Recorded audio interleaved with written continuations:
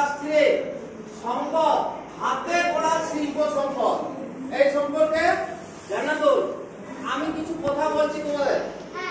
আমরা সবাই মাটির ভাঁড় দেখেছি, এখানে হাটে কি বলে মাটির ভাঁড় আমরা সবাই দেখেছি, মাটির তৈরি অনেক জিনিসে দেখেছি, কলসিও দেখেছি। আচ্ছা, লোহার কোদাল আমরা দেখেছি, চাষের কাজে লাগে। এবার আমরা পিতলের বাসন দেখেছি। আচ্ছা, বাঁশের ঝুড়ি এই পাশের হাটটাতে দেখতে পাই।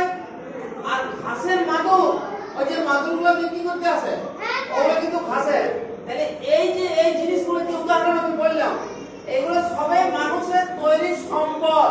এগুলোকে আমরা কি বলবো? সম্পদ। এগুলো সবাই শিল্প সম্পদ।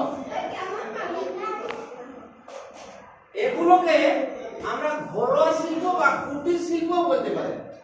এই ধরনের কাজ দিয়ে শিল্পের শুরু, কিন্তু এইগুলো দিয়ে কি হয়েছে আমাদের শিল্প শুরু হয়েছে। প্রথম আমরা সবাই মাটির ভাঁড়, কলসি, লোহার কোদাল, পিতলের বাসন, বাঁশের ঝুড়ি এগুলো ফার্স্ট স্টার্টিং হয়েছিল। প্রথমে আগে বড় বড় শিল্প ছিল না, সব কুটির শিল্প ছিল। ঘরে আমাদের তাঁত থেকে কাপড়ও তৈরি হলো। এখন বড় বড় ইয়া হয়েছে, সেখান থেকে কাপড় তৈরি হচ্ছে, জামা তৈরি হচ্ছে, প্যান্ট তৈরি হচ্ছে।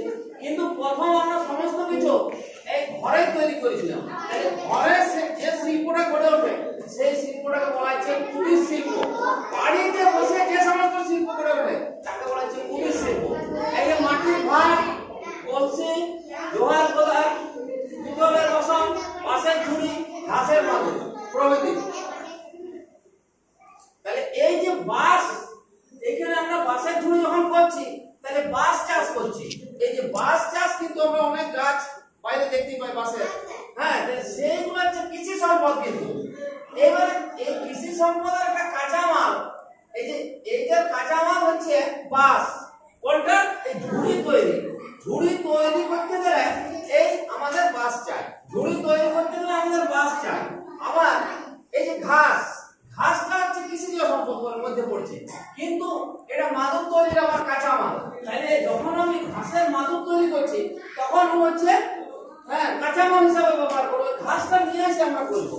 আচ্ছা, বাঁশের ঝুড়ি যখন করবো তখন আমরা কাঁচা বাঁশ নিয়ে আসি। এরকম আমরা অনেক কিছু জিনিস ঘরেই তৈরি করি, খেজুর পাতা থেকে তৈরি করি, আমরা সবাই দেখেছি। তারাই তৈরি করে যায়। এই সমস্তগুলো সবাই পাখা তৈরি হয় এরকম বাঁশ ইয়া পাতা থেকে। পাখা কলম থেকে হয়, তাল পাতা থেকে। তাহলে এইগুলো সবাই হচ্ছে কুটির শিল্প। কিন্তু আমরা এখন আমাদের দেশ অনেক উন্নত হয়েছে, আরো নতুন নতুন শিল্প গড়ে উঠেছে। তাহলে তার বেসিসে এখন শিল্প কিন্তু শুধু কুটির নাই, এখন মাঝারি শিল্প হয়েছে, বৃহৎ শিল্প হয়েছে। তাহলে এগুলো সব কুটির শিল্প। আগে আমি বললাম মাঝারি শিল্প বলতে ওতে বেশি পুঁজি একটু লাগে, টাকা পয়সা। যেমন বেকারি শিল্প, এই বেকারি শিল্প যে পাউরুটি, ওইটাকে মাঝারির মধ্যে আমরা ফেলতে পারি। আর বৃহৎ শিল্প এখানে অনেক বেশি পুঁজি চাই, মানে পুঁজি মানে হচ্ছে টাকা পয়সা। তাই যেমন লৌহ ইস্পাত শিল্প, পাট শিল্প, কার্পাস শিল্প, এইগুলো হচ্ছে যে তোমার। এখন আমরা শিল্পকে তিনটে ভাগে ভাগ করছি: কুটির শিল্প, মাঝারি শিল্প, বৃহৎ শিল্প। আর আরেকটা আমরা শিল্পকে ভাগ করি, সেটা হচ্ছে কি রকম না, একটা দ্রব্য উৎপাদন হয় আর একটা দ্রব্য উৎপাদন হয় না। তাহলে যে কোনো শিল্পে আমরা দেখতে পাই কারখানায় শুধু দ্রব্য উৎপাদনই করছে, কিন্তু আরো একটা শিল্প আছে, সেই শিল্পটা আমাদের খুব একটা আমরা বুঝতে পারি না। তাহলে সেইটাকে আমরা নির্মাণ শিল্প বলবো। কিরকম? বাড়ি তৈরি করাকে নির্মাণ শিল্প বলে, সেতু তৈরি করাকে নির্মাণ শিল্প বলে, ব্রিজ তৈরি করাকে নির্মাণ শিল্প বলে। তাহলে এইখানে কোনো দ্রব্য উৎপন্ন হয় না, এইখানে কোনো দ্রব্য উৎপন্ন হয় না, কিন্তু এটা শিল্প। বাড়ি, ঘর, সেতু, ব্রিজ, এই সমস্তগুলা, এইগুলা বড় বড় অট্টালিকা যা কিছু হচ্ছে এগুলো হচ্ছে সব নির্মাণ শিল্প। এটা শিল্পের আলাদা ভাগ। আর একটা হচ্ছে পণ্য উৎপাদন শিল্প। এই যে যত যা শিল্প এগুলো আমরা দেখলাম, এই কুটির, মাঝারি, বৃহৎ, এই প্রত্যেকটাতে কিন্তু কি হয়, এই পণ্য মানে দ্রব্য।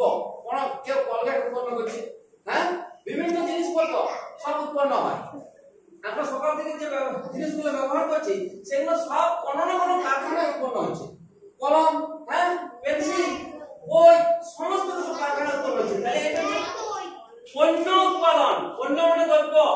লৌহ ইস্পাত শিল্প, কার্পাস শিল্প, পাট পাট শিল্প, আরো আছে। তাহলে এইগুলো হচ্ছে শিল্পের তৈন্য ভাগ, নির্মাণ শিল্প আর পণ্য উৎপাদন শিল্প। আর এই যে শিল্পের আলাদা ভাগ, একটা কুটির শিল্প, একটা মাঝারি শিল্প, একটা বৃহৎ শিল্প। আগেকার প্রথম দিকে আমাদের শুধু কুটির শিল্পই ছিল, তারপর আস্তে আস্তে মাঝারি শিল্প হয়েছে, তারপর আস্তে আস্তে বৃহৎ শিল্প হয়েছে। তাহলে এই পড়াটি তোমরা ভালো